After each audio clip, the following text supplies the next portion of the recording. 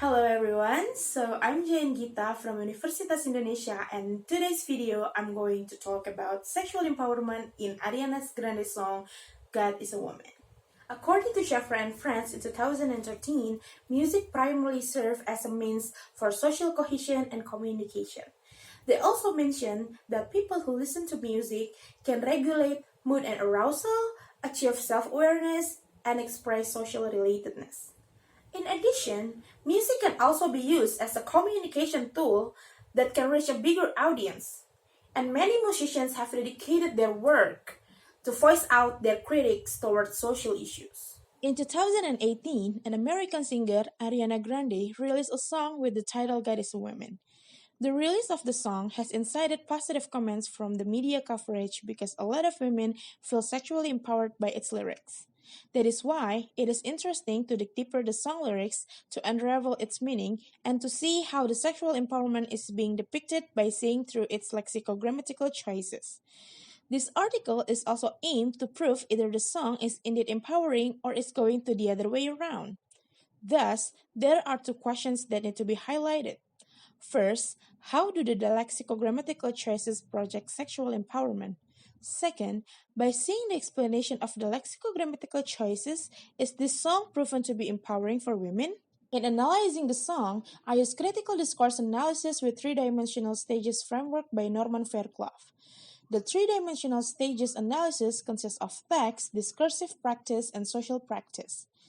Fairclough says the CDA is eligible to analyze a discourse when the main focus is on how social power, dominance, and inequality are enacted, reproduced, and resisted within the text and conversation in the social context.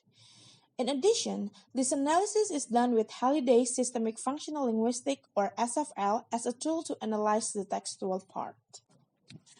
In Halliday's systemic functional linguistics, he categorizes clauses into different functions such as material process, relational process, mood types, modality, etc. So here, I'm going to see how the clauses in God is a Woman could generate the idea of sexual empowerment. First, the use of mental process. Mental process enables language users to express opinion, thoughts, and taste that help identify their definition of reality with the occurrence of verbs such as see, love, think, or basically things related to emotion, perception, and cognition. Here are some mental process in God is a Woman. Here, we can see the censor is the you that serves as a male character who is involved in a relationship with her. The censor is the man who experiences a mental process of affection, love, on the phenomenon of it. This means that the man is experiencing a feeling of loving that it as a content that can be felt. The phenomenon of it is further described by the relative clause of the way the narrator does. The relative clause helps to give additional information of the it.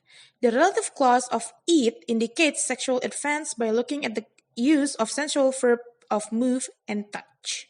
Second, the use of relational process. Relational process is process to identify an entity that is used to define another. The relational process is used to find a position or equivalence within the discourse that usually uses linking verbs. Here is an example of relational process. The clause shows how the narrator compares the value of a woman with God. In the song, the clause of God is a woman occurs after several clauses that metaphorically means that the male character undergoes spiritual experience after he commits sexual offense with Ariana. And because of that, Ariana wants him to believe that God is a woman. By signifying herself as God, this classification ascribes another dimension of power. God is an entity that sits in the highest hierarchy amongst humankind, and by equating herself to a god, it means she wants to emphasize that her power is absolute. The third example is the use of verbal process. Verbal process shows the process of showing communication between the sayer and addressee. Here is an example of verbal process in the song. The clause shows that the sayer is I and the addressee is you. The narrator tells her interlocutor about how she wants to take things in accordance to her ways.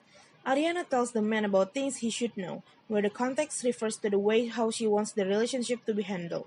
Let's take a look on the first that are italicized. He expresses how the relationship should go by using if clauses. She uses if clauses to give the male character conditional situation where if he does X, confess, he would get Y, get blessed, deserves. Here, it is clear that she wants to decide how their relationship is going to be only if he does the things Ariana asks.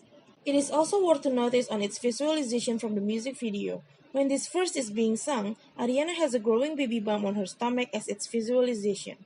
When she states, "And boy, if you confess, you might get blessed," and "see if you deserve what comes next." It can be seen as her way to ask him to confess himself to her and become her loyal companion before she finally decides where their relationship should be driven to, or it is even possible for her to carry his child in the future. Thus, in this context, it can be concluded that Ariana wants to enhance her role as a person who will soon decide where their relationship is gonna go.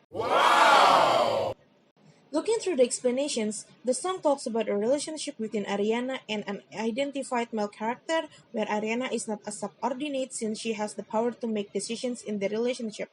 However, it is seen that the more prominent issue enacted is the power relation between Ariana and the male character.